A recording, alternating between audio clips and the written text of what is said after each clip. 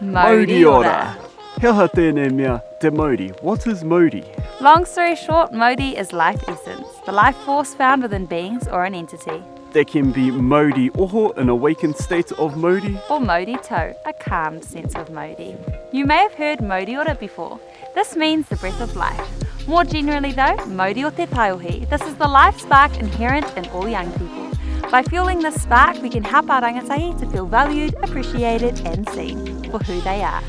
In youth work, one way to help cultivate the inherent spark within rangatahi is by supporting the development of identity, whakapapa, and having an awareness of what supports Mauri. For me, music is what keeps my Mauri well. For me, it's quality time with friends and whānau. For others, it may be taking a walk in the ngahere or spending time in the sea with tangaroa. For you, it may be different. We young people love to be supported in following our interests and our passions, and to be actively assisted in exploring and understanding who we are. When our Mauri is cultivated, we can stand in our own truth and be the best versions of ourselves. So there you have it, e te iwi, Mauri. Mauri ora.